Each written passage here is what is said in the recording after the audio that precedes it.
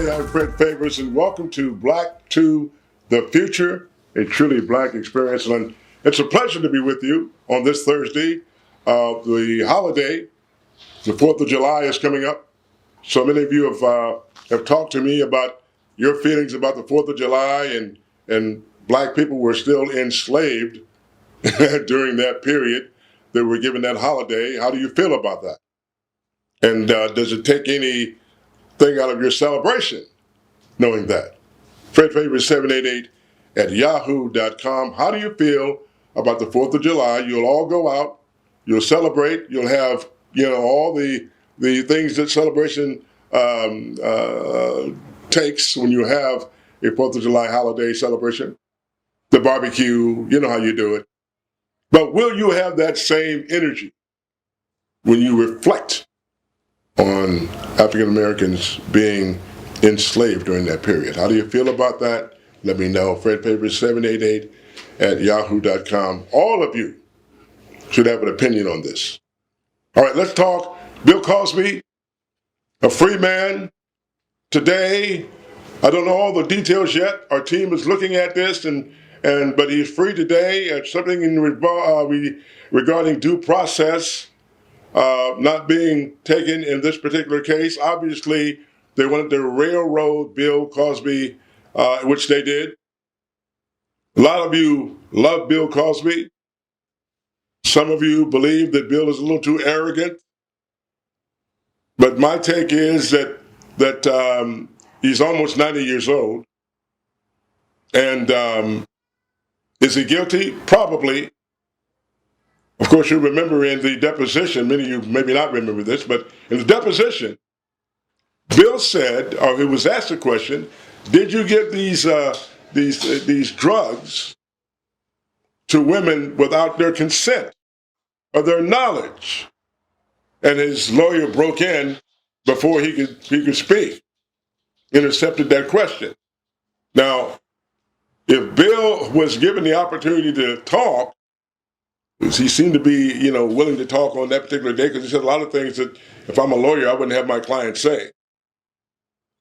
But because he held Bill from answering that question, gave me pause to think maybe he did slip these things in. But he's a free man now. He's almost 90 years old. What is he going to be doing in jail? Let that man go. Give him his freedom for the rest of his days on this planet. All right, Scottie Pippen, one of the 50 greatest basketball players of all time, has been quoted on the Dan Patrick Show, Fox Sports, you know about this by now, saying that Phil Jackson, the legendary coach that won championships in Chicago, the legendary coach that won championships in LA, is a racist. Now, Scotty, where do you get this at? You say because Tony Kukoc, who was a young man coming from Croatia, the Bulls had high expectations for him. Michael Jordan had just left the Bulls to say he wants to play baseball, take a little time away from basketball, which he did. So, Scotty, you're the man. Game 3, the playoff game in the New York Knicks. Seconds to go. You get the chance at the last shot. You blanked it. You missed it. So Jackson says, this time you'll take the ball out, and he's going to set the play up for Tony Kukoc, who you don't like. Now, Tony did make the shot. Phil Jackson looks like a brilliant man. Who the hell cares whether he's a racist? Who knows? Who cares? Why bring that up now? It sounds like sour grapes, Scottie Pippen. I mean, you wanted to be the prima donna when Michael Jordan left. You wanted to be the ice cream and the cake. You wanted to be Batman, not Robin. So why be mad at Phil Jackson, Scottie Pippen? Why use this race thing when it's not necessary? It doesn't even apply here. So I say, Scottie Pippen, you're off base here. You missed the slam dunk on this one. And we don't know Phil Jackson. I don't know Phil Jackson. I just know he wins championships where he goes. He's worked with African-American players. He drew up plays for Michael Jordan to score baskets. And he also drew up plays for you. during the season that you're talking about. So I like Scottie Pippen, one of my favorite players, but in this particular situation, off base. All right, let's get back to business. I got to say this about my man, Cory Booker. Many people know me not to be a fan of politicians, but Cory Booker is my man. He's a Democrat from New Jersey, and he's behind the Bill of Rights for college athletes. You see, college athletes, as you know, don't get paid for the work that they do. Not a dime. They get a scholarship. What's it to the university? If they have 30 students in the classroom, I'm going to add 2 more football players. Just give me 2 more seats. So if I'm a university, the NCAA is making billions of dollars, not millions, billions every year on these athletes. The athletes get a scholarship, no money. So how many of these athletes will go to the pros? Less than 1%. If it's less than 1%, folks, many of these athletes won't get a college job, won't get a professional contract. What happens to them? This is going to be good, not only for black players, Samoan players, Hispanic players, white players, players that are giving everything that they've got, especially for minorities. Because this is a way to pass on wealth. If I'm playing for 4 years at the Ohio State University, and I'm getting part of this revenue sharing that should be part of the deal anyway, I'm liable to leave Ohio State University after 4 years with over $1 million. Now, you can take out the scholarship money that you want to, whatever you're paying for the universities for me to go to school. Take that money out. I'm still going to end up with over $1 million when I leave there as an athlete. I'm not talking about your small schools. You don't generate that kind of revenue. But I'm talking about the UCLAs, the Ohio States, the Michigans, Notre Dames. They're doing millions. Obviously, they're able to pay their their coaches, millions of dollars a year. The university is making millions of dollars a year. The NCAA is making billions of dollars a year. But the talent that makes all this possible is a scholarship. I'm not downing scholarships, my goodness. I think they're very important.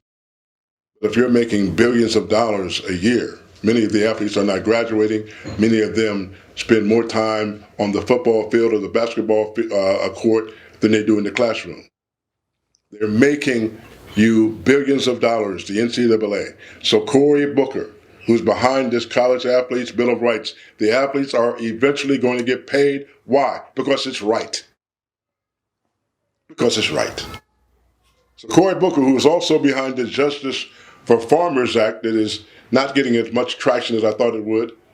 Many whites are against giving land to blacks, even though there was so much discrimination between the black farmers and the agricultural department and the banks who would refuse to give them loans or make black farmers wait over 300 days, almost a year, to get an okay on the loan. And then when they got the loan, if they did get the loan, the bank would tell them, the bank, every time that the black farmer wanted to do or buy something or spend part of his loan, he had to okay it with the bank. White farmers usually wait 30 to 45 days and they got the okay on the loan. Big difference. So this bill, Justice for Farmers Act, is huge. I don't know how much traction it will have, but Cory Booker is behind both the College Athlete Bill of Rights, which is high time that the athletes get paid. College athletes, it is not amateur athletes when the NCAA is making billions of dollars. Look, I coach youth basketball. Maybe 25 to 50 people come to the game. It's amateur athletics. Coaches don't get paid much. It's amateur. But when you go to an Ohio State football game and see over 100,000 people there, 25, $30 a ticket, TV rights, shoe rights, contracts, merchandise, all this money being passed around, and the athlete doesn't get any of it. In fact, out of the billions of dollars that the NCAA brings in, less than 7% goes to the athletes in regards to scholarships and that kind of thing. So this Athletes' Bill of Rights is big. I've been talking about this subject for years. And now it's imminent. Who knows when it's going to happen, but it's imminent right now. Cory Booker, you're my man of the week. If you ever run for president, maybe. Also, 21-year-old Sha'Carri Richardson has officially made the U.S. Olympic team 100-meter dash. She is spectacular. It's been 25 years since a woman sprinter has won gold in the Olympics. She is favored, and hopefully she will do well. But again, we wish all of our Olympians luck over there in Tokyo. Stay safe. Janet Lavender, one of my favorite people. We interviewed her maybe a couple of years ago. And she works, Youth with a Passion is her organization. And let me tell you about this Youth with a Passion because it's huge. One of the problems I have with the schools is this. The schools have a cookie cutter approach to training and teaching our kids. They don't really teach our kids how to be successful. They teach them how to transition, or they transition them into society. That's what school is for, to transition you into society. So if you're looking for schools to teach your son or daughter how to be wealthy, not going to happen. Their job is to teach you how to transition into society. So again, Janet Lavender, what she does with that organization, Youth with a Passion, she works with young youth from the 9th grade, 10th grade, 11th grade, 12th grade, and what they do is find out the talent or the vision of these kids. What are they interested in? With me, I had a 2.0 grade point average in high school. I mean, so that kind of sticks with any kid. I mean, because when you're in school, they judge you based on your grade, your GPA. Your parents brag about you. I didn't know, like many kids out there, that my talent was in another area. So I was fumbling around trying to get myself together to be a perfect student and not succeeding at it. Later on, I found I had a talent in radio as an announcer. So I worked on that talent on my own. And by the time I got out of high school, I got the opportunity to work with a company in Columbus, Ohio called WBBY. They're one of the most notable jazz stations in the country at that time.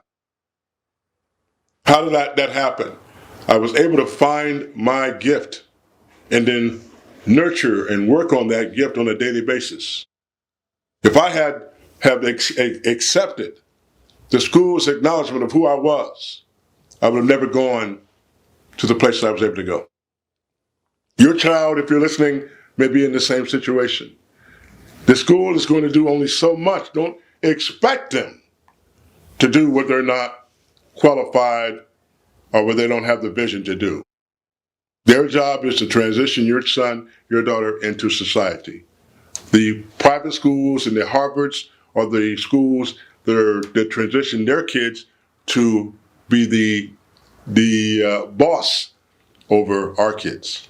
They're the ones who will lead, and our kids are being taught in most of the schools across America to transition themselves into society. So if we're going to get our kids into a higher elevation, higher state of being in life, it's going to have to come from what we give them. And Janet, bless her heart, with Youth with a Passion, that's what they do. So she's working with the school systems now, LA school systems now.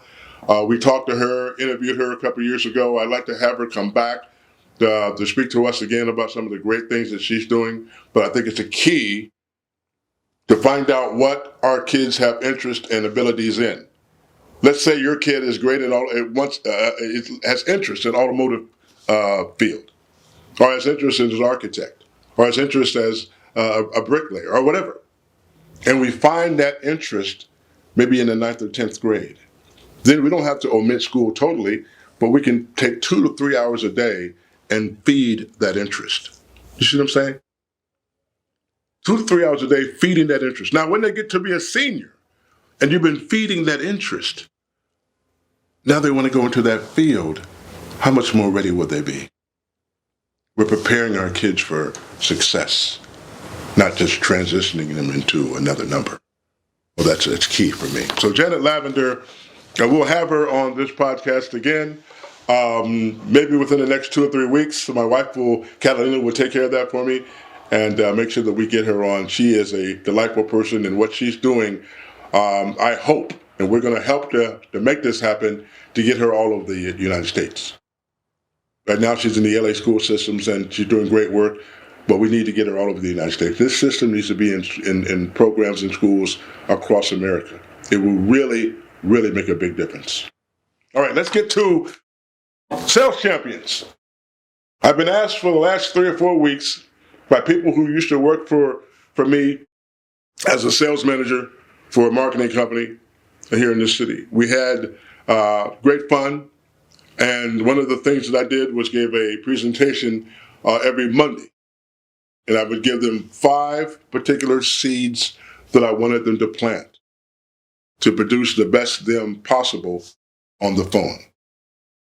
So sales champions, I'm going to put this on a weekly basis, and I'll talk about some of the things that are necessary to get in this business of sales. Some of you have not, are new to the business of sales. You're working a job, or you're working a job, getting a set income. You need something greater. Sales is not easy. And anybody that's been in sales will tell you that. But it is quite rewarding. And there's some things that you need, some tools that you need to be successful. Some of you are in sales now, and you want more. You want more. And so these tools that I'm going to give you today in this 5-minute training, I think will be quite necessary to make you into who God wants you to be, the greatest salesman that ever lived. All right, let's get started. Number 1, self-confidence. What? Yeah, self-confidence. You got to believe in you. Why? Because if you don't, the guy or the girl on the other end of the line that you're trying to do business with is certainly not going to believe in you. So you got to believe in you. Even when things get rough. I had a salesman that worked for me, and I like this guy. His name was Demond. And he was a good salesperson. But sometimes he would complain, and complaining would intercept with him doing an effective job. So he'd sit there and he'd talk to the client. He says, the client would tell him, no, I don't want it. Or the prospect, no, I don't want it. The next prospect, no, I don't want it. The next prospect, no, I don't want it. Next prospect, hell no, I don't want it. So by the end of the day, every time the client said, the prospect said no, he would go deeper in the ship. No. And he would go deeper in the ship. No. And by the end of the day, he would be underneath the seat, underneath the table. His confidence was shot. Now, he knew product knowledge. He had a good product knowledge base. Yeah. So he had the other tools, but that one thing, the confidence factor. The other client, he figured, oh, this is a millionaire I'm talking to, a very successful person. I'm barely paying my rent. I don't deserve to talk to this person. The confidence factor. I don't care if you got $1 in your pocket and he's got $1 million in the bank account. You're just as good as him. Probably better in a lot of cases. But the key is to believe in you. And take that with you. That mindset, that confidence in you is necessary for you to be in the business of sales. Why? Because you're going to hear no quite a bit. You ever dated, you ever went, I'm married now, have been married for over 24 years. But you ever, men, you ever, went to a nightclub and asked 4 or 5 women to dance and all of them said no? How did you feel? Do you feel great after that? Rejection can deplete your confidence if you let it. So I'm saying one of the most important things in sales, and the major thing I put inside my favorite factors, is confidence. How do you get it? You start believing in yourself. Small seeds on a daily basis. Start making affirmations to yourself when you get up in the morning. I'm great. There's greatness in me. There's greatness in me. There's greatness in me. Say it over and over again. No, you may only have a few dollars in your pocket, but that doesn't define who you are. What defines who you are is what you got in your spirit. You take that and you put that on the telephone. Yes, you put that on the telephone and let your spirit speak to that person because you got it in you. We just have to, recharge our battery. And sales is important for you to understand that you are someone special. I tell my salespeople, and I'll tell you as well, your ability to believe in self, regardless of what goes on around you or inside or in your personal life. Your ability to believe in self is probably one of the most paramount things that will get you out of the situation.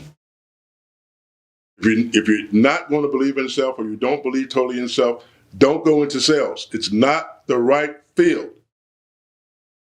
Number one. So how do you get confidence? Affirmations. How do you get confidence? Listen to people like myself on a daily basis. Listen to a motivational speaker. There's plenty good ones out there. Find them on the internet and listen to them every day. Right? Number three, start making goals for yourself. Writing down goals for yourself, short range and long term goals. Meditate. Pray. Start becoming strong in your spirit. There's no way to become successful as a sales agent or a network marketer if you don't have that confidence in self. Once you develop that, everything else will be smooth sailing for you. If you do not have that, is a major, major component to you being one of the best salespeople you can possibly be. The second thing I want you to do is vision what you want. So number two of the favorites factors, vision what you want. Right? When you go to the store, you have a vision of what you want. I want a candy bar. It's on my mind when I go to the store. Right? The goal is to go in and get a candy bar. It's a vision of what I want before I even get it. Vision what you want from this life, from this job. Vision what you want. Fred, it's not a job I want to stay at for a long time. It's okay. Vision what you want. Write a goal from what you want at that company. Maybe you want to be at that company for a little while and you want to leave there and get a better position. Fine. Why not be the best you can be at that company that you're at? So get a vision of what you want to articulate, what you want to achieve in the time that you're at that company. The vision of it. It's crystal clear in your mind. I want to be the best salesman here. I want to do 15 sales a month. I want to make X amount of dollars a month, X amount of dollars a year in this company. So you may be far off that particular number today. This is what you want to reach for. Okay? Make sure that it's a lofty goal, something that you'll have to work to get. Get a vision of what you want.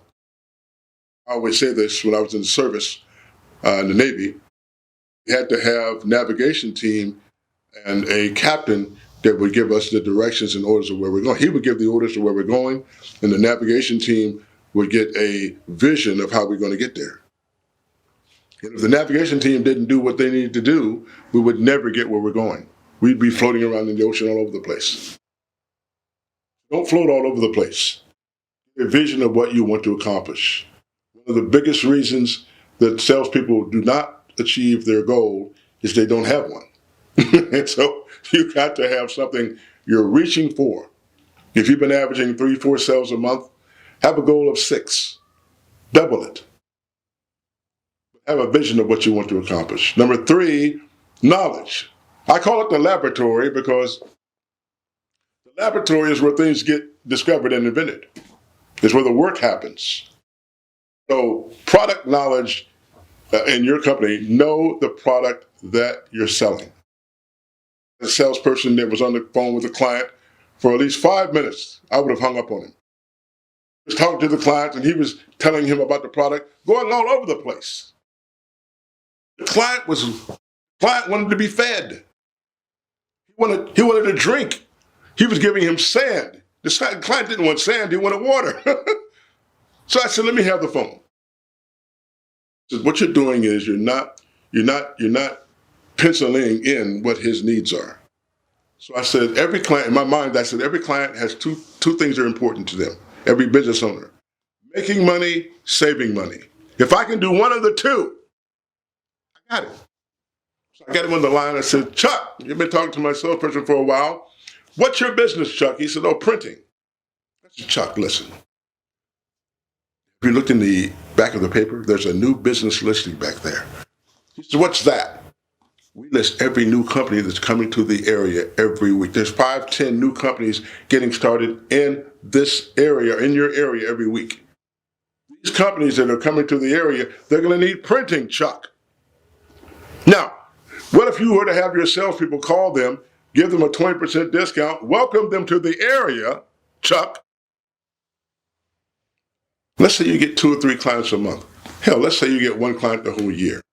Is it worth the $200 or $300 you're spending for the paper, and you're going to write that off as a business expense on your taxes? So you're going to make money with it, and you're going to write it off at the same time, Chuck. So actually, give me 5 subscriptions. And do you have advertising as well there? Yes, we have that information we can send you. So in the 1 minute or 2 minutes I had Chuck on the phone, I got right to what his situation was: making money and saving money. That's all he's interested in. And when my salesperson, Demond, had him on the phone for 5 minutes and not getting anything accomplished, the knowledge of my product was what brought everything home. Know your product and know it better than anybody else at your company. While you're sitting around watching the NBA playoffs or watching a movie, have that product knowledge sheet in your hand. Be studying it over and over again. Study your competition. If you're going to be great, you're going to spend time in the laboratory. The lab, I used to have this saying, the lab will make you fab. The more time you spend in that laboratory studying your product, becoming adroit and skillful at everything that product represents, knowing more about that product than anybody else at your company, outworking everybody else in your company. This is the deal. So, product knowledge is amazingly important that you know your product. If you're network marketing and you don't know everything about your product, you're making a mistake. That's like, Michael Jordan and Scottie Pippen are a team. But if you take Scottie Pippen away, you only have Michael Jordan, you may not have all those championships. So you and product knowledge are a team. You take away one, you don't have championships. And so you work together to make sure, with product knowledge and yourself, to make sure that you know exactly what that product represents and what's best for your client. All right, so product knowledge, work this. Do not, you can't be outworked. Earned E.T., one of the major motivational speakers I listen to, called the Hip Hop Preacher, he says, I will not be outworked. Will Smith, I heard him say, I will not be outworked. Kobe Bryant, the late Kobe Bryant, says, I will not be outworked. How about you? If we cannot be outworked, how great will we be at the thing that we're doing? Okay, number 4, I'm almost finished here. Stay with me. Passion is necessary. How do you get it? You get excited about what you're doing. If you're doing something and you can't get excited about it, stop doing it. Stop doing it. You only live once. You're not going to be given 3 or 4 opportunities down here. So if you got passion, if you don't have passion in regards to what you're doing, do something different. Do something that you have passion in. The results are going to show. No question about it. Last one, purpose. The purpose should be the first you think, but I want to make sure that you guys understand how important this is. The purpose is your anchor, right? If your son is hungry, your daughter is hungry, you're going to do anything that it takes to get food on that table. It's your purpose. I was watching a boxer, a movie about a boxer. He was knocked down. Hit so hard, his mouthpiece came out. Eyes rolled back. And he hit the canvas. And in his mind, he saw his wife. He saw his kids without milk. His kids without food. his kids without electricity in their apartment. And he got up. And he not only got up, but he won the fight. Now, what happened? The purpose of my family, purpose of my faith, the purpose of my belief, purpose of my kids, the purpose of my wife drove him to get up off that canvas. And the purpose that you set in your spirit, well, I don't know what the purpose is for you. It could be your wife, it could be your kids, it could be God himself. It could be all of those. But make sure you have a purpose, because without that, you may succeed in everything that you want. And I found without a purpose, you're going to go right down to the bottom of the barrel. Without a purpose, you're doomed to fail, even if you succeed. So the purpose is huge. Write down what your purpose is, who your purpose is for. Your wife, your kids, your faith, but have a centered purpose for you. Because after you accomplish all these things, and you will, that purpose is going to center you. It's going to anchor you. It's going to be your anchor to all the things that are happening around you. God bless you. God bless you all. Like, subscribe, share. We want to get this content out to as many people as we can.